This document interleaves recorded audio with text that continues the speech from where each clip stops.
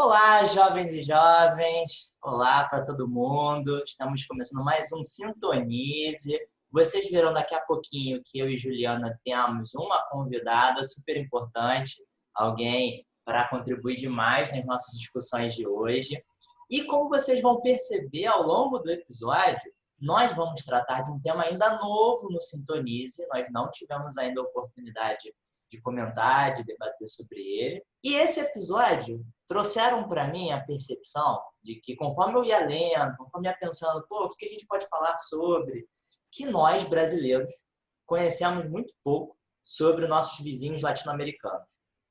Então, já estou lançando uma pista do que vai ser o programa para quem está ouvindo. Já pegar, deixa e sentir qual vai ser a vibe de hoje. Como a gente conhece pouco, de repente conhece muito mais dos Estados Unidos ou da Europa, assim, em termos de obra de arte que consome, em termos de notícias que acompanha. Várias vezes no jornal aparecem notícias sobre as eleições nos Estados Unidos. Mas eleições, sei lá, na Argentina, no Uruguai, no Chile, é um grande vazio, né? Não acontece nada pra gente. No fim das contas, aparece alguém eleito. Às vezes fica essa impressão, né? E o que a gente pode fazer para reduzir essas distâncias? Fiquei pensando nisso. E é engraçado pensar essas questões como que elas se refletem não apenas na percepção de eleições, das mídias que a gente consome, mas até na própria alimentação, né? Por exemplo, às vezes eu fico pensando, a questão do milho. A gente sabe da relação desse milho com os povos originários, a questão do milho com o México, né? Música, né? A cúmbia, por exemplo, eu estava assistindo um filme ontem da Netflix que fala muito sobre a cúmbia, né? Aquele ritmo musical que nasceu na costa caribenha, e por que nós conhecemos tão poucos, né, sobre ele? Por que nós sabemos tanto? Eu critico muito o currículo escolar também, né? Revolução Francesa, Revolução Industrial, a independência dos Estados Unidos, né, que tem sim uma relação com a América Latina. Mas por que a gente estuda tão pouco, por exemplo, a Guerra do Paraguai, ou só a Guerra do Paraguai? Sendo que a formação territorial do Brasil também tem a ver com essa guerra, mas também com os outros países que estavam aqui por perto também. E essas questões, elas vão construindo na gente um imaginário, né? Um imaginário colonial, extremamente colonial, que é reproduzido em diversas instâncias da nossa vida, né? E eu pensei, né, penso muito no exemplo da alimentação, porque é um exemplo que às vezes nem história discute tanto, né? Às vezes a gente não percebe tanto, mas ele vai para todos os âmbitos. Vai para a música, vai para a indústria cinematográfica, que também é extremamente colonizada. Quantos filmes sobre a América Latina a gente tem na Netflix, né? Estava dando uma pesquisada outro dia, a maioria, não a maioria, mas muitos são sobre tráfico. A América Latina é só tráfico, imigração, né? Não que não seja importante falar sobre esses temas, a gente tem que falar sim, mas e não só. Né? E a nossa cultura, como que ela é tão múltipla, por que a gente tem que reduzir tanto? Acho interessante complementar a sua fala, Yas, porque já estou dando nome aqui já. À vontade. Quando o Igor fala desse distanciamento que a gente tem dos nossos vizinhos, né? E você traz essa questão da cultura, mas também da história, eu acho muito incrível a gente pontuar, né? Que a cultura reforça isso por conta da nossa história que é contada dentro de sala também, né? Mas muito por conta do que a gente consome. Eu acho que tem muitos estereótipos que a gente está... Nós, enquanto brasileiros, ainda estamos com dificuldade de romper com relação a esse distanciamento, né? Se você pensa em uma viagem grande, você pensa numa viagem para a Europa. Mas se você está com pouco dinheiro e você quer viajar para algum lugar, você vai para a Argentina, que é aqui do lado, o peso é super baixo, ou para o Uruguai, que você pode ir de carro. Então, a gente ainda tem que romper com certos lugares, né, que esses países latino-americanos estão. E a gente está bem separado, né, dos nossos países fronteiriços, Igor, com certeza.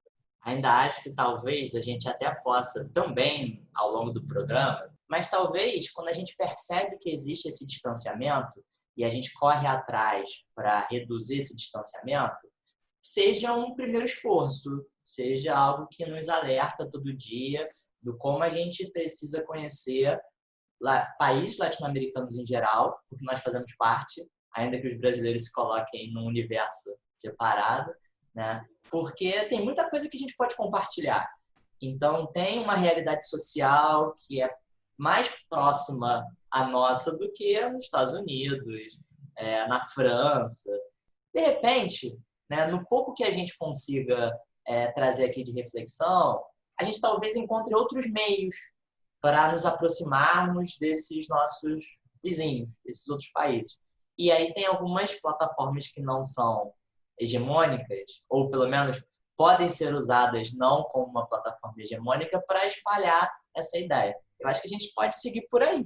A gente pode romper aos poucos, às vezes até usando as armas que são usadas muitas vezes para criar essas distâncias. Então tá bom. É nesse clima de América Latina, de questões, e com uma convidada para brilhantar o nosso Sintonize. Eu sou Juliana Sabatinelli. Eu sou Igor Pires. Eu sou Yasmin Gomes. E esse é o Sintonize.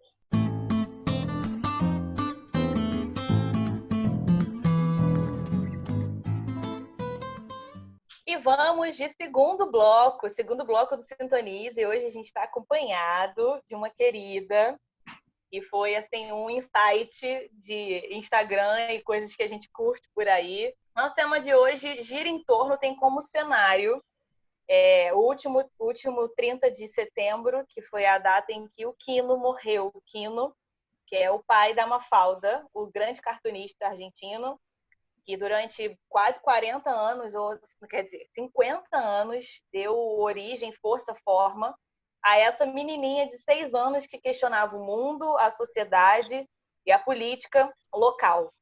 O Quino começou a fazer a Mafalda nos anos 60, ou seja, sobreviveu a todo o período de ditadura argentina. De uns tempos para cá, ele já não estava tão mais produzindo, né, coisas novas sobre a Mafalda, porque, de acordo com ele, já não tinha mais o que dizer.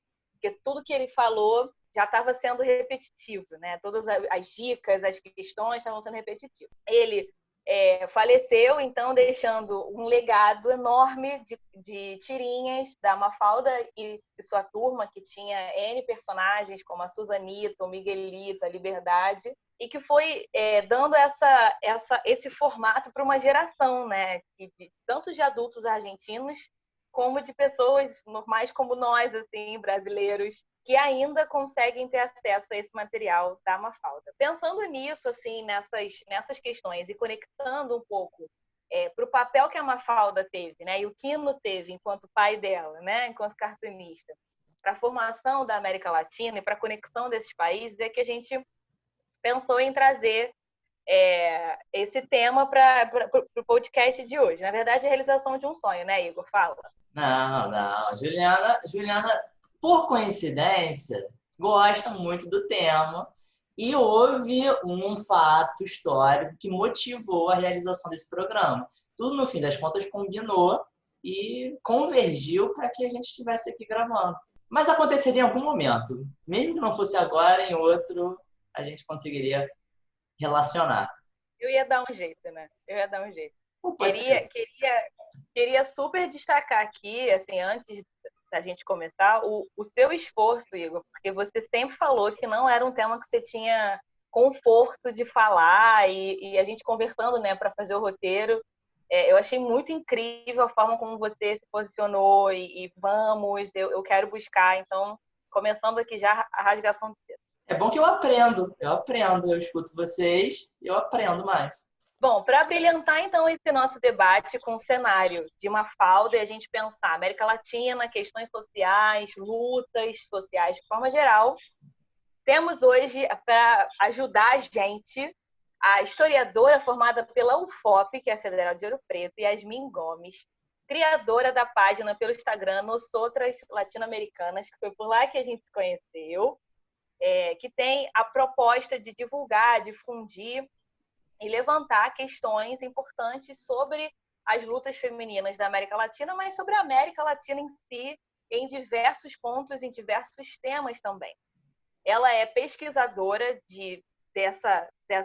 desse campo de estudo, mais precisamente falando, ela estuda mulheres chilenas em situação de exílio.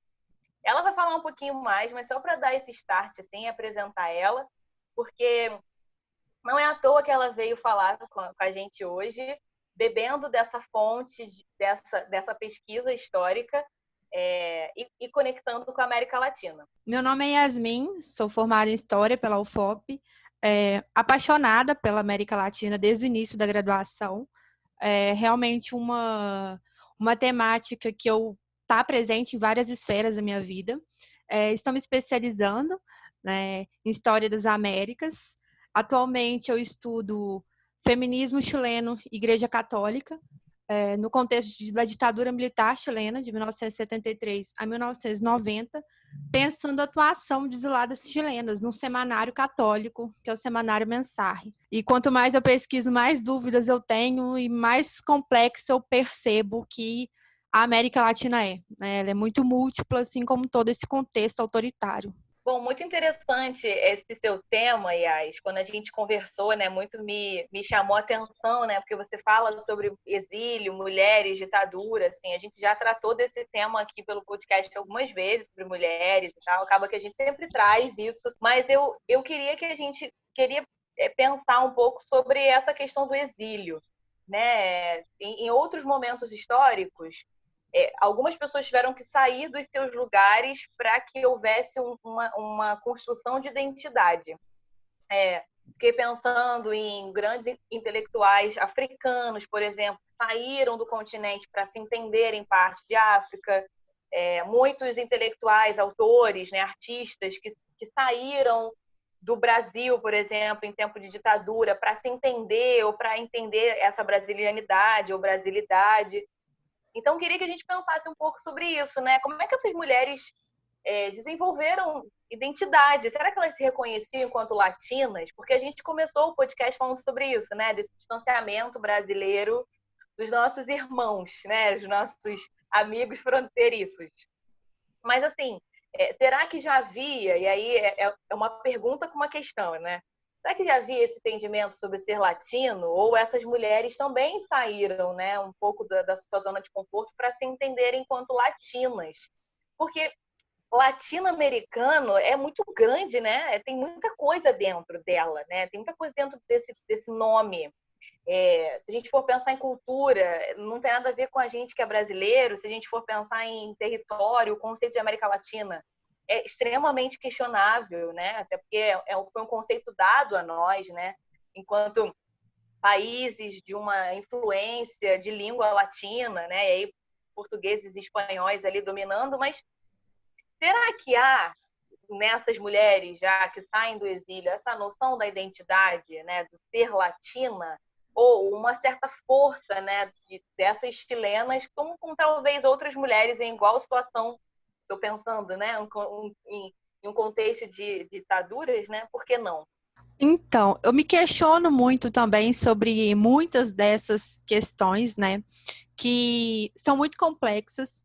Eu cheguei ao tema exílio feminino a partir da minha indignação ao me deparar com a historiografia latino-americana sobre exílio e perceber que ela era muito masculina, né? Isso vem da minha iniciação e do meu TCC. Eu estudei um homem no TCC, eu estudei o exílio a partir do latino-americanismo, da descolonização, e percebi justamente isso. Vários escritores latino-americanos, o próprio Darcy Ribeiro, que é considerado um dos maiores antropólogos brasileiros, inclusive por alguns até o maior, diz que foi a partir do momento que ele esteve exilado que ele se sentiu como pertencente à América Latina.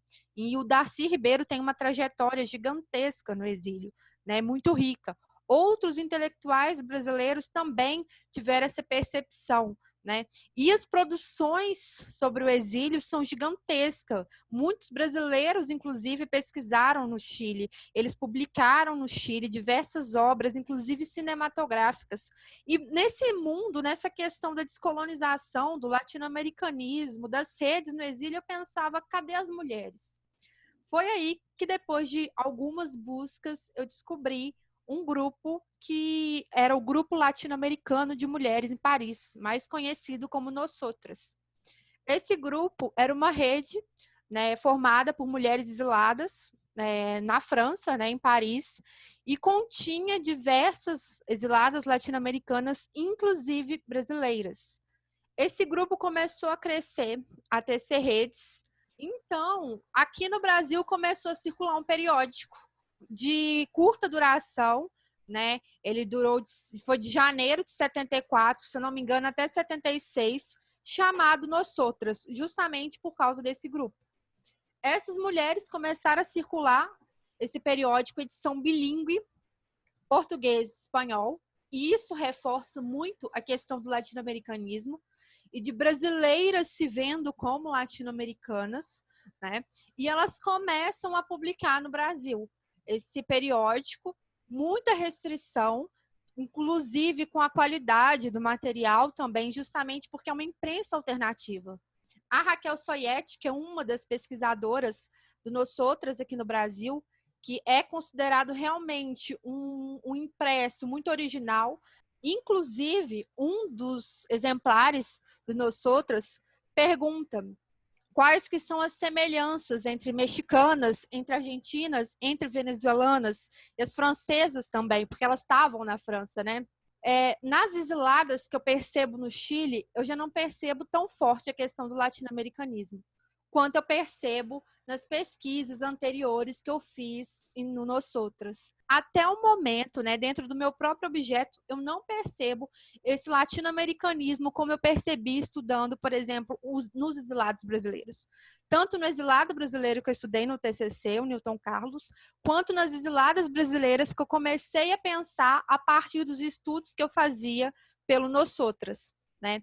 Então, nas exiladas chilenas que eu estou analisando agora, em Mensarre, eu percebo muito mais uma necessidade de escrever a história das mulheres no Chile, né, respaldar, olha, nós estamos aqui lutando contra a ditadura militar, nós tivemos um protagonismo na busca pelo voto feminino, então eu percebo que existem muitas reivindicações em comum, né? Mas a questão do eu sou América Latina eu não percebo tão forte na pesquisa que eu desenvolvo agora. Eu conheci uma produtora, Angelina Vaques, assim, conheci entre aspas, né? Conheci pela internet, vagando o nome silenciado por alguns aspectos da história, e ela produziu com Patrício Guzmán, que é considerado um dos maiores cineastas chilenos. Ele produziu uma gama de documentários brilhantíssimos denunciando a ditadura militar no Chile, e ele foi exilado em vários países.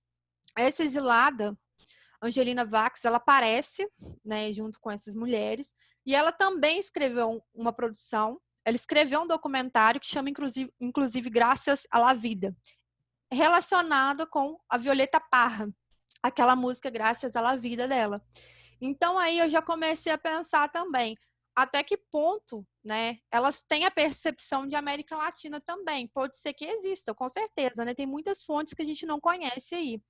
Mas eu percebo que quando a gente vai falar de latino-americanismo e gênero, existem várias redes, várias conexões, mas pensar isso no exílio é muito forte, justamente por causa das redes que elas fizeram, dos laços que elas teceram. O feminismo contemporâneo, a questão do latino-americanismo muito forte, justamente por causa até das questões que a gente disse no início do episódio, né? A gente tem laços coloniais que nos unem, né? Heranças neoliberais das ditaduras militares, né? Por exemplo, no Chile, que essa questão é mais forte, que nos unem também. Eu acho curioso, como em vários episódios, primeiro só fazendo um parênteses aqui, como a cada vez que a gente traz temas diferentes, sempre vem, a gente não consegue também se desvencilhar, né? Sempre vem alguma angústia da vida acadêmica, de alguma fonte que precisa ser encontrada, mas não aparece, alguma outra ideia que surge quando entrega o trabalho já pronto.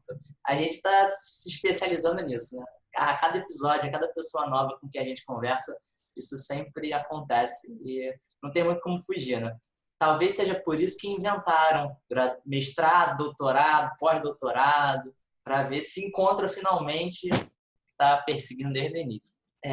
E Yasmin, de muito conteúdo que você trouxe aqui para gente, e que nem eu falei no início, também é uma forma de aprendizado para mim que não está tão familiarizado com essas discussões.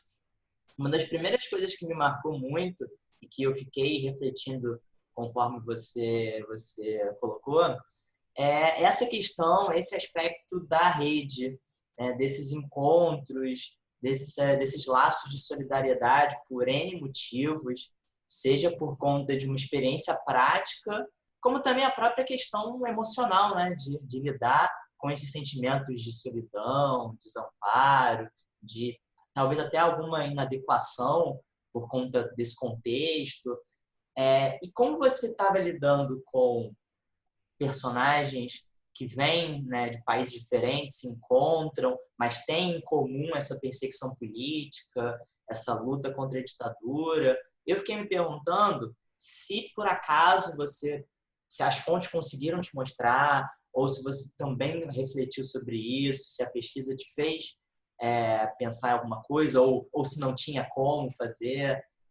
Se houve um estranhamento entre as exiladas brasileiras e as exiladas de outros países da América em relação a esse contato entre Brasil e demais países do continente, porque durante muito tempo a gente vê a história se movendo no sentido de afastar. E a gente tem exemplos bem práticos disso. Desde os momentos iniciais da construção desses estados pós-independência, o Brasil já foi se construindo numa posição de negação à América Latina. Não, esses países são uma confusão, são um caos, troca-troca de poder, golpes, como se o Brasil fosse a mais perfeita harmonia, tranquilidade, fosse, né? Talvez também por causa, né, do discurso oficial da monarquia, né, logo depois da independência, de se afirmar como um governo já consolidado. Também uma questão de autoafirmação. Mas se você sentiu esse estranhamento em relação aos personagens, por causa desse plano de fundo histórico, esse contexto de como os países se relacionavam durante muito tempo, ainda que a gente veja mais recentemente iniciativas de união entre eles, de aproximação, blocos econômicos, o Mercosul que se constrói para estabelecer relações entre eles, tem governos, né, mais inclinados à esquerda no Brasil, na Venezuela, na Bolívia, que também de alguma maneira se aproximaram, mas recuando um pouco no tempo, deu para sentir alguma coisa nesse sentido ou nem transpareceu muito? Eu percebi essa questão um pouco mais forte no meu TCC, porque eu trabalhei com fontes que falavam do mundo inteiro, assim, não era só América Latina. Como foi descolonização e latino-americanismo, o Newton Carlos, que era um jornalista, um exilado brasileiro no Chile, que eu pensei um pouco da trajetória dele também no impresso, né, chileno chamado Ercília, né, um impresso diferente do que eu pesquiso hoje. A questão eu acho mais forte. Por quê? Aqui eu não estou falando de uma imprensa alternativa, como eu falava no feminino.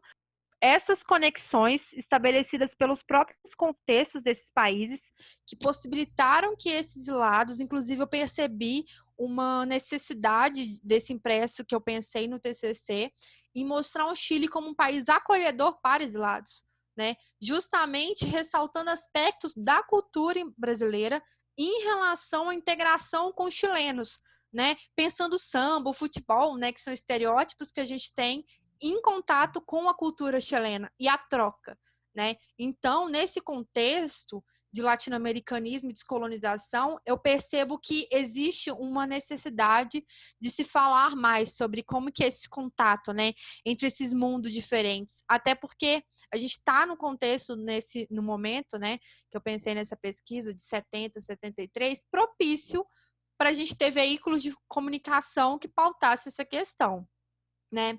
Então, eu acho que ela lá é mais forte. Mas o que eu percebo muito nas exiladas é a questão da língua. É um dos principais barreiras e é uma adaptação que precisa ser feita logo de início, né? Porque tem a questão do emprego também. Essas exiladas, elas falam, né, muito, não só no Chile, mas acho que a experiência do exílio em si fala muito disso. Mesmo profissionais que eram renomados no país de origem, tinham uma profissão, quando eles vão para o exílio, eles sofrem uma desqualificação profissional muito grande. Então, eu percebo um choque de culturas muito grande em questões práticas da vida, né? Porque quando você vai para o exílio, você já tem meio que se aterrissar, né? Tipo, como que eu vou sobreviver, literalmente sobreviver nesse país que não é o meu, que tem uma língua diferente, que tem uma cultura diferente da minha. Agora, na integração entre exilados latino-americanas e latino-americanos, eu percebo que esse obstáculo na língua, né, até porque brasileiro, espanhol, português, espanhol, a gente consegue perceber uma proximidade, né, maior com esses idiomas, né, justamente porque somos América Latina. Então, é interessante pensar que até essas sensibilidades, essa questão de você perceber a cultura do outro, ela é muito individual também, né? Porque por mais que o exílio ele seja uma experiência que tenha a dor, né, da solidão que eu disse, a necessidade de voltar para o seu país, de pensar como que eu vou sobreviver aqui, ele também é sentido de forma individual, né, por diversos grupos.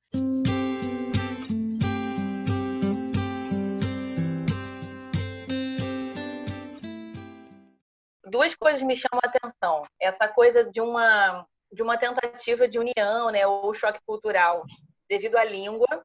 Isso é bem interessante, porque é uma das marcas que dão formato, né, ao conceito de América Latina na atualidade, né, especialmente do século XX para cá, em que a historiografia e as pessoas, né, foram pensar o que quer ser Latinoamérica e tal. Então, a língua já é um ponto de incomum aí, né, que você falou que aproximava, né, brasileiros e chilenos e outros tantos que estavam na situação de exílio.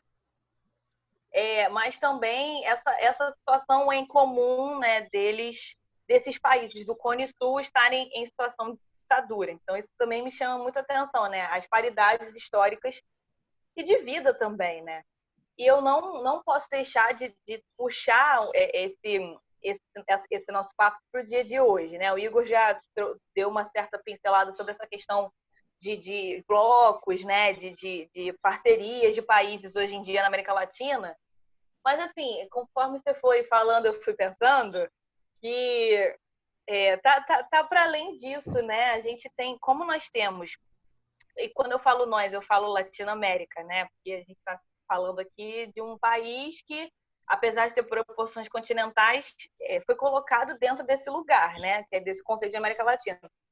Eu fico pensando que nós como temos traços sociais muito próximos, a gente também tem problemas políticos sociais muito próximos, né? Você pontuou a coisa da língua, né, como esse fator que unia em situação de exílio. Eu trouxe essa coisa sobre a ditadura, mas eu posso falar das redemocratizações, como foram feitas, né, dadas as diferenças de cada um, porque cada um tem um jeito de levar isso, né, esse pós-ditadura. Mas quando eu falo redemocratização, é como que os países se organizaram após a ditadura, né? Que tipo de política que foi colocada, em que momento que esses países decidiram, ou quando que os grupos decidiram colocar governos um pouco mais progressistas, que aí caracteriza o início dos anos 2000, que é a tal conhecida como Onda Rosa, né, em que o Cone Sul foi atravessado por governos considerados das massas, né, e progressistas, depois de uns anos 90, marcadamente neoliberal, né? Então, eu não consigo, né, dissociar essa conversa que existe entre os países, pegando o gancho da sua fala. E já que a gente está falando aqui sobre esse protagonismo feminino, né, eu também não posso deixar de falar sobre as lutas sociais que existem hoje em dia em torno desses problemas, né? Eu lembro que há um tempo atrás o movimento Ni Una Menos lá na Argentina surgiu para justamente falar sobre essas questões sobre violência de gênero. Mas eu lembro muito assim de ver que na época de 2018, com os movimentos sociais dele não, o Ni Una Menos deu uma certa força para nós aqui, né? Nesse olhar aí meio conversado, né? Desses problemas sociais que existem. Eu estou falando isso, assim, já fazendo um pouco de advogada do diabo, porque eu, Juliana, na minha singela opinião de alguém que presta atenção nesse debate, eu acho que a gente está longe de uma América Latina unida, tá? Zero, zero. A gente tem que batalhar muito ainda para entender o que é ser latino-americano, para se entender dentro desse conceito. Apesar de a gente estar melhorando, a gente está muito longe dessa união existente, sabe? Porque quais são os meus argumentos? Como esse conceito foi dado para gente, tipo, vocês são latino-americanos, Wolf. E também veio muito na chave de uma diferenciação dos Estados Unidos, que aí a gente chama de América anglo-saxã, que é um conceito lindo e incrível do Leslie Bethel. Eu sinto que a gente tá trabalhando pouco para poder gerar o sonho dessa América Latina unida, sabe? Digamos assim, né? E que aqui a fala não é de um bloco econômico, né? Não é tipo o Mercosul, que os países conversam entre si, ou o Unasul, ou a própria OEA, né, que tem um trabalho bastante conectante ali, né, entre os países. Não é isso que eu estou falando. Estou falando de sentimento de ser latino. Por que eu estou falando isso? O meu segundo argumento é que o ser latino é muito dado ainda na nossa cabeça cultural, política, para os países que falam espanhol. Então, tipo, vamos ouvir música latino-americana. Você bota pelo Spotify, vai aparecer a Anitta cantando em espanhol, o J Balvin, o Danny Ocean e outros tantos, assim. Mas não aparece Marcelo Camelo, não tá lá. Samba, não tá lá também. Porque o estereótipo latino-americano é para a galera que fala espanhol. Nós aqui é uma música brasileira. Então, você desmembra. Meu argumento 2.1, né, dentro desse argumento, é que eu não sei se o J Balvin está produzindo música latino-americana. Ele está produzindo a música do país dele e que circula dentro desse lugar da América Latina. Mas é porque, entende? Essa união de sentido, de conceito, eu não vejo existir. Assim. Eu estou jogando aqui a advogada do diabo porque eu sou livre para falar as minhas opiniões, mas é porque eu vejo que não acontece, né? E só para reforçar um pouco isso, e talvez pelo aspecto social, a gente começar aí, tirando essa minha angústia, porque eu sempre boto as minhas coisas aqui, eu fico pensando que talvez nós, enquanto brasileiros, a gente não esteja fazendo esse esforço, inclusive academicamente. Eu participo de alguns congressos latino-americanos, né, ou de pesquisa latino-americana, e não tem uma mesa do Brasil, por exemplo. Né?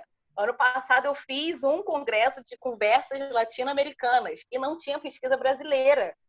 E a minha orientadora falou assim, o que você está fazendo? Você está indo contra todos os seus argumentos. E com naturalidade ali, a gente não incluiu o trabalho sobre o Brasil. Porque qual foi a nossa justificativa? Trabalho sobre o Brasil tem o seu próprio congresso. Então, é o Congresso sobre a Ditadura Brasileira. Então, a gente não participa.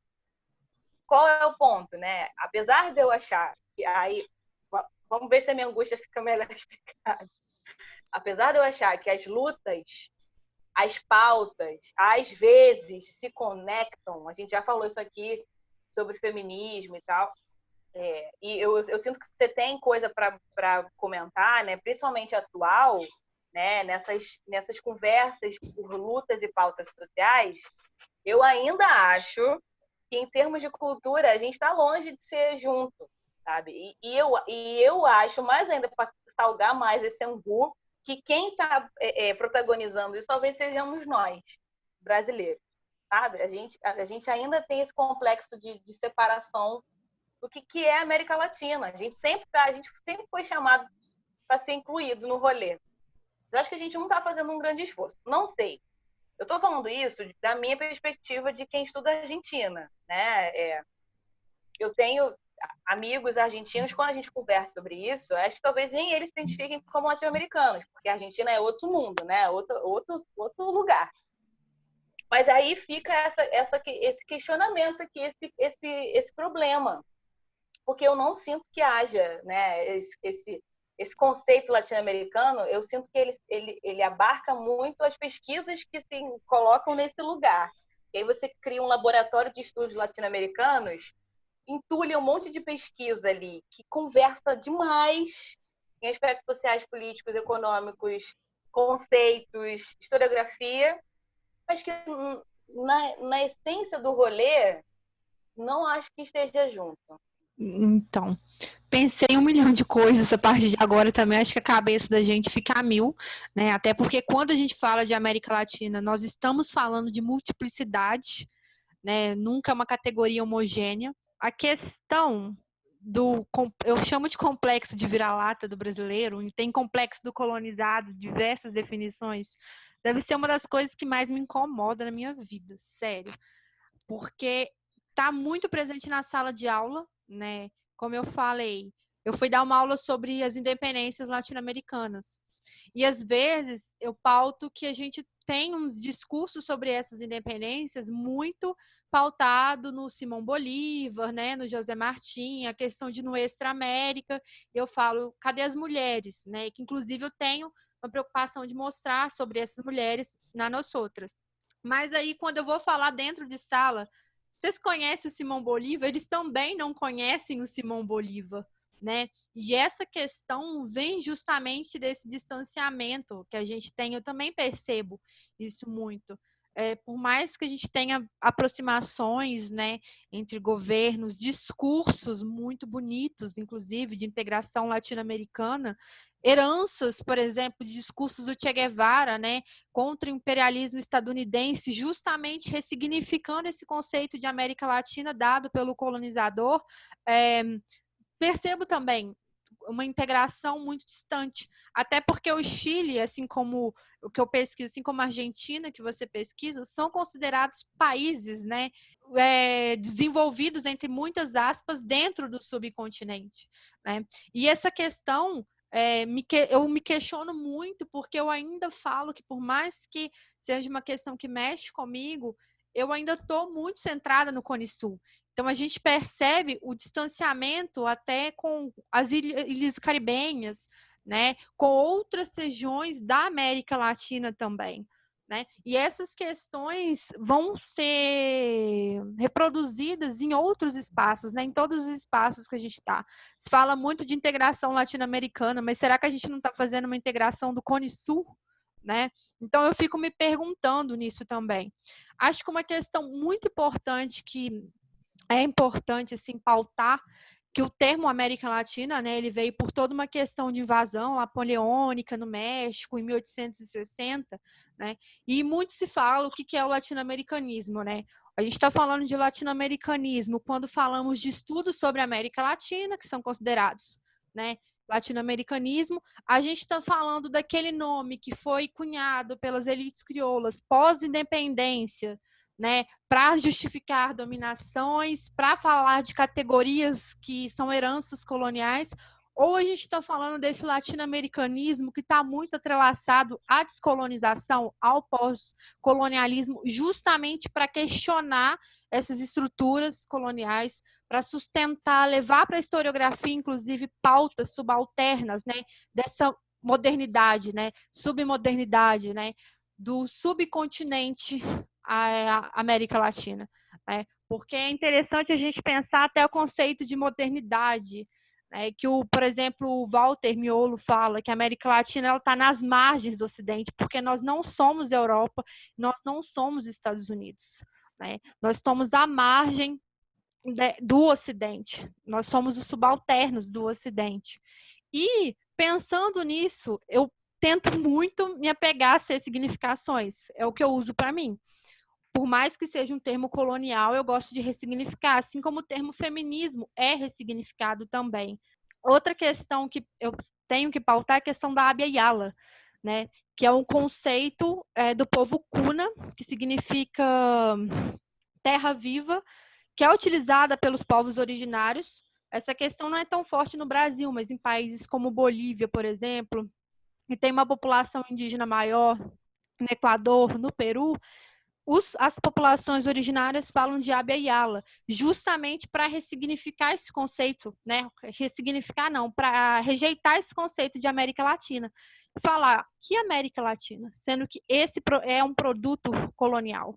E a Abya Yala já existia muito antes de América Latina, né? Então aí vem as questões das denominações, que é muito importante a gente se atentar às autodenominações. Então, quando a gente cai nesse nome do conceito, na questão colonial, fica ainda mais complexo, porque a gente começa a perceber que a América Latina, ou Abya Yala, é tão complexa, é tão múltipla, que existem realidades que a gente nem imagina que existem, né? De povos que não estão a fim de ressignificar esses termos, justamente porque a realidade colonial, a herança colonial que a gente tinha dito no início do episódio, é muito mais forte, né?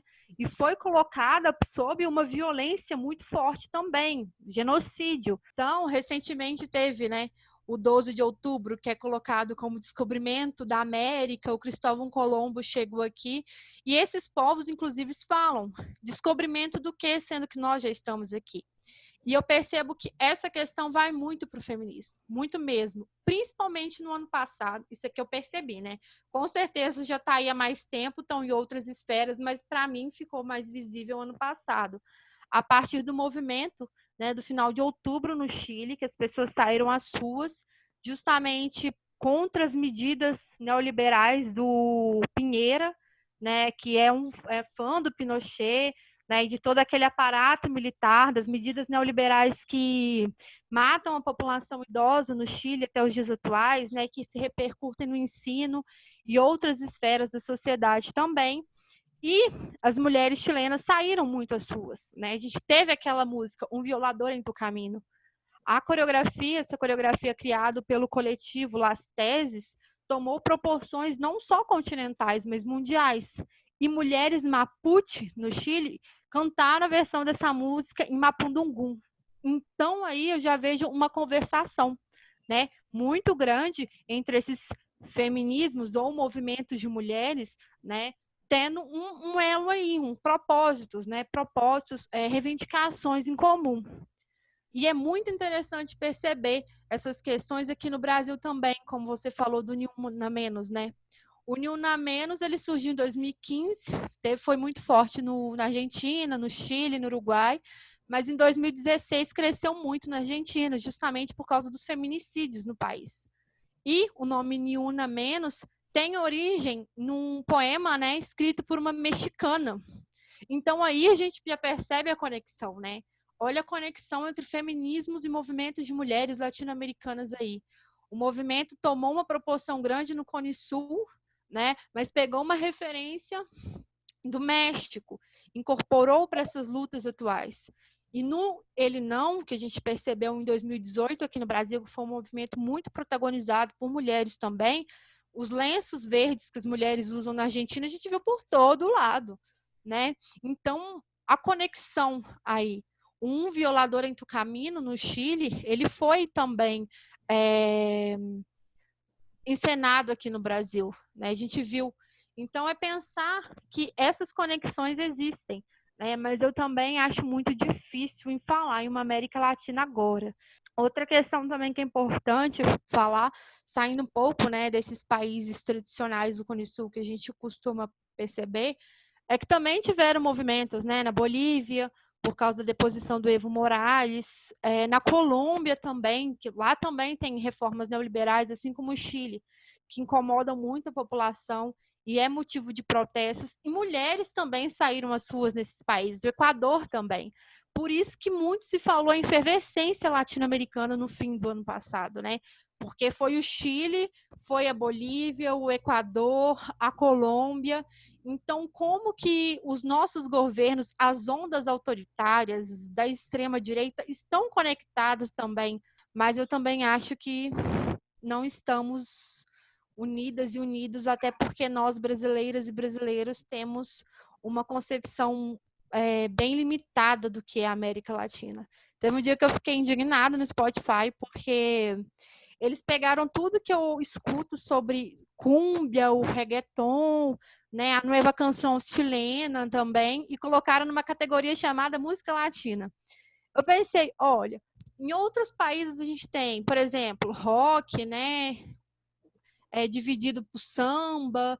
A gente tem essas questões, o pop dividido. Aí todas as músicas que eu ouvi que não são desses ritmos, olha, tacamos. Né? Música latina. Porque os filmes também reproduzem muito isso, né? Nós somos um grupo homogêneo, né? Olha, nem o Brasil é homogêneo, olha a dimensão territorial do Brasil. Como que os países latino-americanos vão ser? Como que a América Latina vai ser homogênea? Né? Então é isso, acho que está em todo lugar essa questão e realmente às vezes me dá angústia. Dentro desse compartilhamento de angústias e outros vários sentimentos que eu estou aqui também acompanhando e também aprendendo com vocês, porque diante de tudo isso que a gente está comentando, de tudo isso que a gente está refletindo, como sempre, vem inúmeros outros temas, vem inúmeros outros questionamentos, e aí a gente pode pegar de cada uma dessas falas que a gente teve uma questão muito plural, né? E que não está muito consciente. Talvez as demonstrações que a gente veja de alguma proximidade, que nem os vários exemplos que vocês deram, talvez não seja consciente de como isso pode ser muito mais constante. Talvez por causa disso venha angústia de é um exemplo ou outro um pouco mais isolado, que não tem uma sinergia mais constante, de fazer com que esses países, guardadas as suas diferenças, se comuniquem mais. Talvez sejam exemplos, não sei, estou pensando aqui, sejam demonstrações um tanto quanto isoladas. Nesse contexto, naquele contexto, em relação a esse tema, em relação a esse problema, e não a conjuntura, a estrutura geral das coisas. E talvez seja através dessa ideia do pluralismo que a gente possa repensar, possa refletir cada vez mais sobre o que é, né, Latinoamérica. Porque, pensando no que você falou, Ju, talvez essa denominação de latinos vem muito mais daqueles que estão fora do que de nós. Então, os Estados Unidos são os primeiros a falar para boliviano, para argentino, para cubano, para brasileiro, latino. E a gente estranha, como assim? Como assim? Então, ainda vem de fora, né, de um mundo externo. E também achei muito, muito legal quanto Yasmin trouxe esse pluralismo para outras dimensões que nem sempre são tão comentadas e a gente percebe. Talvez, até pelos exemplos que a gente vai falando, talvez a gente precise fazer um esforço para não repetir Argentina, Chile, Uruguai, então Cone Sul. Mas peraí, a gente pode ir para Cuba, a gente pode ir para o México, né? Então é algo bem mais vasto, né? Venezuela, Colômbia. E como as denominações são ressignificadas, reapropriadas ou negadas. Achei sensacional quando você falou sobre os povos originários e como é uma outra luta, como é um outro sentido falar em Latinoamérica, da onde vem isso, quais outros conceitos isso traz carregado. Então, é importante a gente também colocar esses vários significados, porque a gente pode entender esse cenário maior, mais amplo. E aí sim, né, se esforçar para buscar essas conexões, se esforçar para repensar narrativas, nossa atitude em sala de aula, nossas práticas do dia a dia, o que a gente vê, ou como a gente pode contribuir para que essas conexões se tornem mais constantes. Talvez seja isso que incomode também. São conexões muito isoladas, muito esporádicas, e menos um trabalho realmente de proximidade. O que tem em comum? Como é que a gente pode dialogar? Que pautas existem ali de semelhante? E como o nosso episódio nunca traz respostas prontas e fáceis, são mais dúvidas que a gente levanta. A gente chega com algumas dúvidas, durante o episódio surgem outras várias, novas, que de repente no início nem eram dúvidas. Eu acho que no terceiro bloco a gente consegue complementar um pouco mais, por um outro olhar, das nossas tradicionais dicas culturais, o que a gente já foi falando ao longo do episódio. Então, esse é o momento que a gente começa os agradecimentos, que são muitos, pela participação da Yasmin. Não é o único agradecimento, eu já abro os trabalhos aqui de Yasmin, quanta coisa boa você trouxe, quanta reflexão, quantos temas, quanto aprendizado eu pude ter com esse programa e com a tua fala. Então, já agradeço, muito obrigado por tudo que você trouxe para a gente aqui. Estou muito feliz de estar participando do podcast. Falar sobre a América Latina é muito bom. Dividir angústias acadêmicas, profissionais também é sempre muito bom. E é isso, acho que é sempre aprendizado, né? Sempre ter contato com outras ideias também. A Ju me ajudou a pensar coisas também durante as falas dela que eu não tinha pensado, né? Você me ajudou a pensar também. Então, isso é muito importante acontecer essa troca. Aqui é quase uma sessão de terapia esse podcast, mas assim, eu acho que para além disso, né, é muito importante não encerrar esse debate, porque o que a gente trouxe aqui, os três, dá para fazer outras milhões de coisas, né? E é esse o nosso objetivo, né? Não é encerrar debate. Então, Yas, eu acho que eu já fiz essa rasgação de cedo umas várias vezes, porque é muito bom a gente ouvir outra pessoa que compartilha, né, dos nossos olhares, né? E é muito bom ver um outro olhar, né? Um olhar de uma angústia que vem por uma outra perspectiva, né? Que é a perspectiva feminina e tal. Então, sim, sem palavras, quer dizer, mais palavras, porque temos terceiro bloco, não é verdade? Com mais dicas culturais, porque esse negócio aqui não acaba, ele só melhora. Para dar início ao terceiro bloco do Sintonize e entrarmos nas dicas culturais, nós vamos manter a nossa temática de hoje em relação à América Latina, em relação a tanta discussão que veio. É a nossa prioridade sempre pedir aos convidados que deem um ponto de partida nas dicas. Então, Yasmin, vamos pedir para você começar. Acho que muita gente, né, principalmente do meio de História das Américas, quem tem um contato maior, já ouviu a obra As Veias Abertas da América Latina, do Eduardo Galeano, né? Só que acho importante a gente ir além. A primeira sugestão que eu pensei, a sugestão que eu faço, é do livro História da América Latina, né, escrito pela Maria Lígia Prado e pela Gabriela Pellegrino. Ele é um livro bem introdutório, ele tem uma linguagem bem objetiva, é curtinho, né, traz diversos aspectos, diversos fatos históricos da América Latina. É importante ler obras em português também, porque nós somos da América Latina. Para quem quiser saber mais sobre as mulheres, né, nas ditaduras militares, os feminismos, nessas redes que eu tanto falei, que se conectam ao longo da história, os 50 anos de feminismo da Argentina, no Brasil e no Chile. Ele é organizado pela Eva Bley e pela Lúcia Avelar, e ele traz cronologias, intersecções entre esses movimentos nos últimos 50 anos. Também o Mulheres, Ditaduras e Memórias, da Suzy de Oliveira, que eu citei muito aqui. Tem um capítulo desse livro que ela fala, né? Um dos tópicos é o Nosotras, então para quem quer saber mais sobre o periódico, ela fala sobre ele. E ela também tem um diálogo muito legal com a Danda Prazo, que eu falei, a importância dela para o pensamento feminista brasileiro. Tem um episódio também de um podcast, chama Outras Mamas, sobre solidariedade latino-americana. Né, e falou um pouco sobre tudo que aconteceu, tudo não, né? As questões do ano passado, que a gente citou, o movimento das mulheres no Chile, né? A questão com um violador em Tucaminho, né? Então, essas conexões que a gente faz, que a gente fez aqui, respaldou, de certa forma, e a nós outras também, né? A nós outras latino-americanas, a página que eu criei para falar sobre trajetórias, divulgar trabalhos de mulheres latino-americanas. Tenho 3 playlists, né? Elas estão disponíveis na página também, pensando justamente esse latino-americanismo, né? A playlist oficial do projeto que chama Nós Outras Latino-Americanas, é só digitar no Spotify.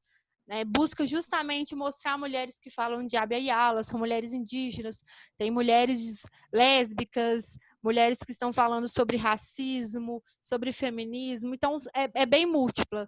Então, adendo, gente, a página dela é tudo, e a playlist é tudo também. Vale muito a pena, porque assim, sempre surge um tópico sobre autoras e sobre questões que estão aí que você não para pensar. Então, vale muito a pena. E adendo número 2 foi por causa da Juliana ter me falado sobre a página, que a Yasmin veio parar aqui, e eu comecei a seguir a página para acompanhar também. A minha dica, ela é musical.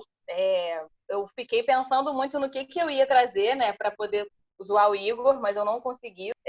Dessa vez vai ser uma música chamada Latinoamérica, e o clipe da música também. É uma música lançada em 2011 pela banda porto-riquenha Cache 13, ou em qualquer outro espanhol, Calle 13, enfim. Ela fala sobre vários problemas da América Latina, mas no clipe dela de 2011 tem a Susana Banca, que é do Peru, a Totó Lamon Pocina, que é da Colômbia, e a Maria Rita, que é do Brasil, e elas cantam a música também. Mas o mais bonito dessa música é que ela mistura ali muitas informações sobre esses 3 países, e a sonoridade dela também mistura partes culturais desses 3 países. Então tem tango, tem salsa, tem cúmbia, tem samba, tem tudo meio misturado ali. É uma música linda que, enfim, tem até parte em língua quechua, que é a língua dos povos que são chamados erroneamente de incas. Então, assim, essa música é muito bonita. Ganhou Grammy Latino. Aí vem o Grammy, né? O problema do Grammy Latino. Mas ganhou em 2011. Está disponível no YouTube. É a coisa mais linda. Eu tô falando toda arrepiada. Porque, assim, é de babá. Então, essa é a minha dica. A música Latinoamérica.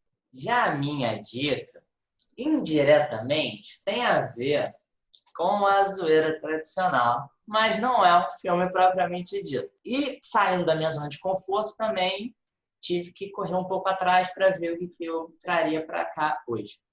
E aí, procurando a minha dica, eu encontrei no YouTube um canal, né, de um laboratório de ensino, de estudo, numa universidade, que trata sobre assuntos latino-americanos, né, se dedica a pesquisar sobre assuntos latino-americanos, que é o Laboratório de Estudos Latino-Americanos da Universidade Federal de Santa Catarina. Eles tratam de assuntos variados que conectam, por exemplo, Brasil, América Latina, dentro disso que a gente estava falando. Então, tem questão indígena, questão migratória, conjunturas específicas, de governos neoliberais, de governos autoritários. Então, atravessa temas variados. E aí eu queria especificamente recomendar um vídeo que pode retomar o que a gente começou no programa. Então, eu queria recomendar um vídeo chamado Pensamento Crítico, Cinema e Cultura Latino-Americana. Esse vídeo tem 3 anos, foi feito em 2017, então, guardadas as devidas proporções, é um contexto relativamente diferente do que nós temos hoje. E eles comentam sobre questões sobre a produção artística que impactam o cinema brasileiro, a cultura brasileira, a arte brasileira e também o cinema, a cultura argentina, venezuelana, boliviana, colombiana, mexicana, cubana, que são questões como distribuição, acesso dos filmes, o quanto é difícil pensar nisso na América Latina, já que a gente é bombardeado pelo cinema hollywoodiano, e também algumas diferenças em relação à forma como o cinema é tratado. E aí, a cada vez que eu lembro dessa informação, só falta eu dar cabeçadas na parede, porque como a Juliana falou que eu sou cinéfilo, sempre que falam que faz parte do currículo escolar na Argentina, audiovisual, eu bato a cabeça todo dia quando penso que a Argentina tem, o Brasil insiste em não ter. E ainda sonho no dia que tiver, eu saio na rua dando pirueta, estrelinha para o ar, comemorando isso. Bom, eu acho que a gente tem 3 frentes muito boas, né, de possibilidades de ouvir mais e saber mais sobre a América Latina. Acho muito legal, né, que você tenha indicado um centro de estudos acadêmicos, né, Igor? Porque aí a gente segue o nosso trabalho aqui, que é aproximar pessoas da academia, porque a gente fala português, né? Um português bem claro, inclusive. Então, assim, Yas, só posso agradecer por você ter contribuído por esse momento, para esse momento, contribuído para que a gente pudesse ampliar também as nossas perspectivas. E aí é muito bom quando você destina um certo espaço para ampliar esse debate. Então, muito obrigada pelas dicas que você deu, mas muito obrigada pela oportunidade de te ouvir, né? A gente sempre aprende muito aqui, eu e Igor, a gente sempre rasga essa seda para as pessoas que vêm, porque nosso objetivo com o podcast é nos tornarmos pessoas melhores, mas também contribuir para que as pessoas sejam melhores também, né? Com os debates que vêm e tal. Então, muito obrigada, Meire. Eu que agradeço. É uma experiência muito boa. Aprendi muito aqui. Parabenizar vocês também pelo trabalho que vocês desenvolvem, porque é importante, é necessário, mas eu sei que demanda tempo, dá trabalho, né? Traduzir o conhecimento nunca é fácil. E é bom saber que tem pessoas, né, buscando justamente isso, ampliar o conhecimento, ampliar os debates, né? Aprender, que é sempre muito importante também. E essa troca é muito válida. E como que nós podemos conhecer os nossos vizinhos. Eu vivo falando isso nas outras, né? Que conhecer os nossos vizinhos também é sobre conhecer nós mesmos, justamente porque nós compartilhamos uma história em comum, que tem as especificidades, claro, com certeza, como toda história tem, mas a gente também tem muita coisa em comum. Obrigado, Yasmin, de novo, agradecer, multiplicar os agradecimentos pela participação. E nós encerramos compartilhando com os ouvintes as nossas redes sociais, para eles acompanharem um pouco mais do nosso trabalho. O perfil do Instagram é Nosotras Latino-Americanas, tudo junto. Também o meu perfil pessoal também está aberto no Instagram para quem quiser conversar. É Yasmin P. Gomes. Na Nosotras mesmo eu indico o meu perfil pessoal. E para passar as nossas redes sociais, @Igor Pires M, Igor com Y, no Twitter e no Instagram. E @Ju Sabatinelli no Twitter e no Instagram também. Com isso, nós nos despedimos de mais um episódio do Sintonize. Até a próxima, queridos ouvintes que estão aí nos prestigiando. Até a próxima semana.